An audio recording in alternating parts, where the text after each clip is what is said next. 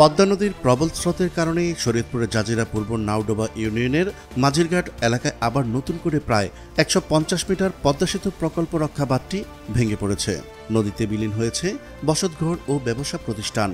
এদিকে প্রশাসনের পক্ষ থেকে বারবার মাইকিং করে ঝুঁকিপূর্ণ এলাকার মানুষের নিরাপদ স্থানে সরে যেতে বলা হচ্ছে।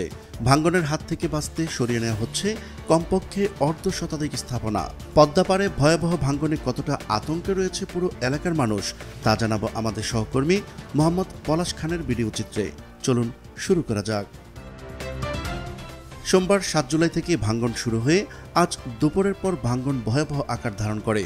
পানি উন্নয়ন বোর্ডের তথ্য মতে বাংলাদেশ সেতু কর্তৃপক্ষের তত্ত্বাবধানে পদ্মা সেতু প্রকল্পের আওতায় সেতুর পূর্ব পাশে সেতুর ভাটির দিকে প্রায় ২ কিলোমিটার এলাকা জুড়ে ১১০ কোটি টাকা ব্যয়ে রক্ষাবাঁধ নির্মাণ করা হয়েছিল। পরবর্তীতে এর সঙ্গে যুক্ত করা হয় নদী শাসনের বাঁধও। তবে গত বছরের নভেম্বর মাসে প্রথম ধস দেখা দেয় নাওডোবার 0 পয়েন্ট এলাকায়। চলতি বছরের ৮ জুন সকালে পদ্মা সেতুর প্রকল্পের রক্ষাবাঁধের প্রায় ২০০ মিটার অংশ নদীতে ধসে পড়ে।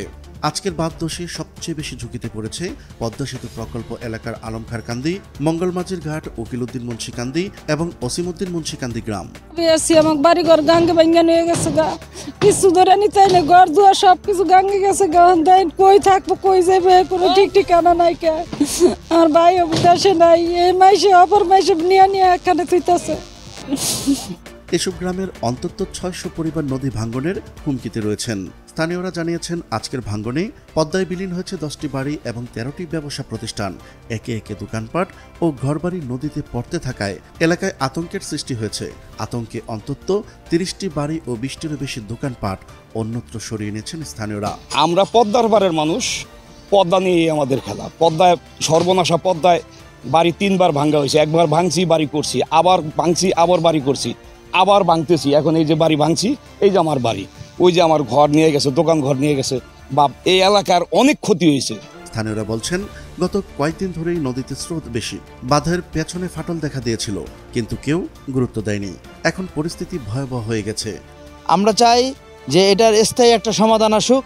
বিগত সরকার যেভাবে ছয়চারি করে কাজ করে গেছে, ওইভাবে যেন বর্তমান সরকার না কাজ করে, স্থায়ী যেন একটা সমাধান দ্রুত আসে এবং কি স্থায়ী যেন এটার একটা পদক্ষেপ এখন নেওয়া হয়। আমাদের ঊর্ধ্বতম কর্মকর্তাদের কাছে আমি দৃষ্টি আকর্ষণ করব। আমরা চোখে দেখতেছি এই জায়গায় ভাঙার সম্ভাবনা আছে এবং কি এই যে আমরা জাজিরা পয়েন্টে পদ্মা সেতুর খুব নিকটে, পদ্মা সেতু আমাদের বুক চিরে গেছে, বাট আমাদের কোনো সুবিধা আমরা পাই নাই। এ বিষয়ে জাজিরা উপজেলা নির্বাহী কর্মকর্তা জানিয়েছেন এলাকায় ভাঙ্গন পরিস্থিতি ভয়াবহ রূপ নিয়েছে। আমাদের পক্ষ থেকে ক্ষতিগ্রস্তদের নিরাপদে সরিয়ে নিতে এবং ক্ষয়ক্ষতির তালিকা তৈরি করতে প্রয়োজনীয় ব্যবস্থা গ্রহণ করা হচ্ছে। প্রিয় দর্শক, আজ এ পর্যন্তই। দেখা হচ্ছে পরবর্তী ভিডিওতে।